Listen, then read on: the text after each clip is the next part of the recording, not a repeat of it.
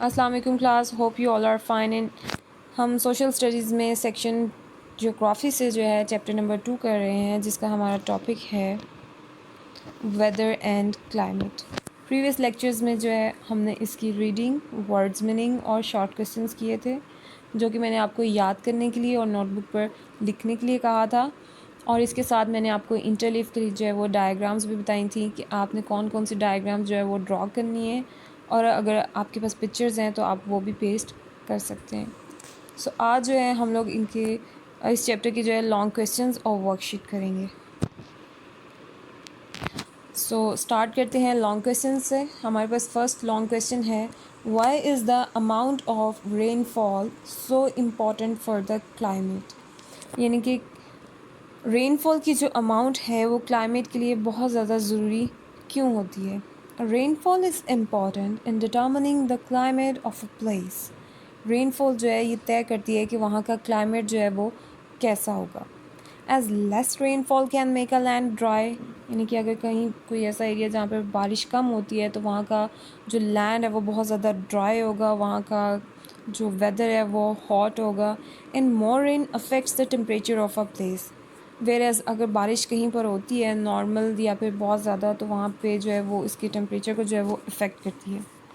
अगर हम बात करने इफ़ेक्ट करने की, तो बारिश जो है वो किस तरह से जो है एटमॉस्फेयर को इफ़ेक्ट करती है या उसके टेम्परेचर को जो है इफ़ेक्ट करती है। वाटर जब स्लोली इवेपोरेट होता है एटमॉस्फेयर में यूजिंग सन हीट, तो वाटर वेपर्स जो हैं वो एक्यूमुलेट होके क्लाउड्स फॉर्मेशन करते हैं। आफ्टर क्लाउड्स फॉर्मेशन रेनफॉल होती है। रेनफॉल की वजह से एटमॉस्फेयर में जो है ह्यूमिडिटी लेवल जो है वो इंक्रीज़ हो जाता है, इसलिए ड्यूरिंग रेनफॉल और आफ्टर रेनफॉल जो है कूल एयर जो है वो ब्रीज़ होती है, और वो उसको एक ठंडा इफ़ेक्ट जो है वो कूल इफ़ेक्ट जो है वो एटमॉस्फेयर को देता है। सेम एज़ अगर बारिश नहीं होगी तो एटमॉस्फेयर जो है वो ड्राई होगा। इसकी इंटरलीफ के लिए जो है वो आपके पास ये डायग्राम्स हैं, इसमें से आप कोई भी जो है वो ड्रॉ कर सकते हैं। Okay, so moving to the next question. हमारा क्वेश्चन नंबर 2 है, what is the difference between weather and climate. Weather और क्लाइमेट जो है वो डिफरेंस क्या है। हम लोगों ने ये डिस्कस किया था रीडिंग में भी कि वेदर और क्लाइमेट में जो है वो डिफरेंस क्या है। Weather is a condition of an atmosphere of a particular place over a short period of time. हमने ये डिस्कस किया था कि वेदर जो है वो टेम्परेरी कंडीशन होती है एटमॉस्फेयर की, किसी भी जगह की, जो within a day, within hours और even within minutes you can say change होती रहती है। जिसकी एग्जांपल हम आजकल के मौसम की अगर ले लें, तो सम टाइम हम देखते हैं कि डे टाइम जो है वो वार्म एयर जो है वो ब्लो कर रही होती है, और यूजुअली क्या हम देखने में आजकल देख रहे हैं कि शाम टाइम या इवनिंग टाइम जो है वो कूल एयर जो है वो ब्रीज़ कर रही होती है, और ड्रिजलिंग टाइप जो है वो वेदर होता है। Whereas climate refers to the weather condition of a place over a long period of time, at least for 30 years. Climate जो होता है वो लॉन्ग ड्यूरेशन वेदर जो होता है उसको हम क्लाइमेट कहते हैं। क्लाइमेट जो है किसी भी कंट्री के लिए बहुत ज़्यादा इंपॉर्टेंट होता है। ये डिसाइड करता है कि हम कोई भी कंट्री जो है वो किस किस्म की क्रॉप्स जो है वो ग्रो कर सकता है, वहाँ के लोग जो हैं वो किस तरह से रहेंगे। सो इसके इंटरलीव के लिए जो है आप इसको एज अ डायग्राम के साथ जो है एज ए इन्फो बॉक्स भी जो है वो ड्रॉ कर सकते हैं।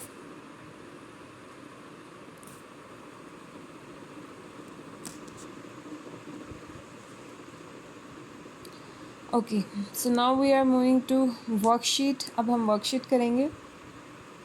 वर्कशीट में हमारे पास सबसे पहले है क्वेश्चन, राइट ट्रू और false against each statement. True और फॉल्स है हमारे पास। So the first statement is Cherrapunji in Assam had 22,900 millimeter of rain in 1861. It's false because Cherrapunji in Assam had 22,990 millimeter of rain in 1861. Okay, so the next is nearness to the sea does not affect the climate. It's false क्योंकि हमने ये अपनी reading में भी discuss किया था कि ये समुंदर के आसपास होने की वजह से टेम्परेचर जो है वो बहुत ज़्यादा अफेक्ट होता है। समुंदर जो है अपने आसपास की जो जगह को जो है वो समर में जो है वो कूलर रखता है, और विंटर में जो है वो माइल्डर रखता है, so it does affect, so it's false.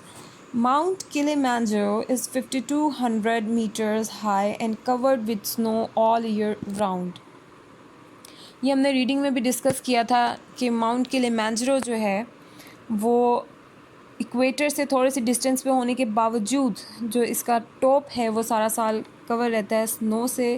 ये इस वजह से होता है कि इसकी जो एल्टीट्यूड है, यानी कि इसका जो हाइट है वो जो है बहुत ज़्यादा ऊपर है. सो जितना हम लोगों ने ये पहले भी डिस्कस किया था चैप्टर में कि जितने आप ऊंचाई पे जाते जाओगे उतना ज़्यादा जो है वो कूल होता जाएगा, इतना ज़्यादा जो है वो एरिया जो है वो स्नो के साथ जो है वो कवर रहेगा. जितना ज़्यादा आप ऊंचाई पे जाओगे उतना ज़्यादा वो कूलर होता जाएगा. So the next is the air pressure is always steady. It's false. Air pressure जो है वो कभी भी एक साथ नहीं रहता है, ये चेंज होता रहता है. हमने रीडिंग में भी इसके बारे में पढ़ा था कि एयर प्रेशर जब हाई होता है तो फाइन एंड ड्राई वेदर होता है, लो होता है तो warm and wet sorry stormy and wet होता है. Okay, some parts of the world ocean currents also affect the temperature. Yes, ocean currents also affect. हमने रीडिंग में भी ये डिस्कस किया था कि ocean currents जो हैं वो दो तरह के होते हैं, कूल एंड वार्म. सो जिस तरह के ocean currents से जो है वो वेव्स आ रही होती हैं, अगर कूल है तो उसको कूल इफेक्ट देगा, अगर वार्म से आ रही हैं तो वो उसको वार्म इफेक्ट देगा. ओके जी, अब हमारे पास है filling the blanks. The Arctic region has dash climate. तो आर्कटिक जो है आप सबको पता है कि कोल्ड एरियाज़ जो होते हैं, हमने पढ़ा था कि हमारे पास आर्कटिक रीजन में जो है कौन कौन सी कंट्रीज़ आ रही हैं, स्वीडन, कनाडा, आइसलैंड, रशिया. सो इन जगह के जो क्लाइमेट जो है वो भी बिटरली कोल्ड, यानी कि वहाँ पर बहुत ज़्यादा जो है वो ठंड होती है. Second is dash causes different climates. Temperature जो है इसका सबसे बड़ा फैक्टर होता है. ये भी हमने क्वेश्चन में डिस्कस किया था कि अगर बारिश होगी तो किस तरह से क्लाइमेट होगा, अगर नहीं होगी तो किस तरह से, तो टेम्परेचर जो है वो इफ़ेक्ट करता है. Dash is known as the driest place on the earth. Atacama desert जो है हमने इसके बारे में डिस्कस किया था कि 100 ऑफ ईयर्स से जो है वहाँ पर बारिश नहीं हुई. That's why it is the most driest place on the earth. Lima has a temperature range of 16 to 22 centigrade. Lima is a capital city of Peru. Peru is a country जो कि जो है साउथ अमेरिका वाली side पर जो है वो पाई जाती है. ओके, नेक्स्ट है हमारे पास चूज़ द करेक्ट आंसर, जिसमें सबसे पहले है हमारे पास climate is the average of the weather condition over a whole year. ये हमने डिस्कस किया कि क्लाइमेट जो है वो एक लॉन्ग ड्यूरेशन के लिए जो वेदर होता है. So the second is the closer we are to the equator. जितना हम इक्वेटर से पास होंगे उतना सनलाइट डायरेक्टली हिट करेंगी, so it is the warmer and better it will be. Dash shows the height of a place from the sea level. Sea level से जितना ऊंचाई पे जाते जाते हैं वो क्या चीज़ जो है वो शो करती है, the altitude show. Okay, the places near the sea are cooler in summer and milder in winter. ये हम लोगों ने जो है रीडिंग में भी डिस्कस किया था कि nearness to the sea does affect the climate, so that's why समुंदर के आसपास वाले इलाके जो हैं वो समर में जो है कूलर होते हैं और विंटर में जो है माइल्डर होते हैं. Okay ji, so the next is Lahore is hotter than Karachi in summer because it is very far from the sea. हम लोगों ने प्रॉक्सिमिटी जो हमारा रीडिंग में एक सेक्शन है उसको डिस्कस किया था. उसमें हमने एक टेबल चार्ट जो है वो डिस्कस किया था जिसमें जो है हमने कराची और लाहौर के टेम्परेचर को जो है वो डिफ्रेंशिएट किया था. तो हमें ये पता चला था कि nearness to the sea does affect the climate. That's why Karachi का जो टेम्परेचर है वो डिफरेंट है और लाहौर का डिफरेंट है.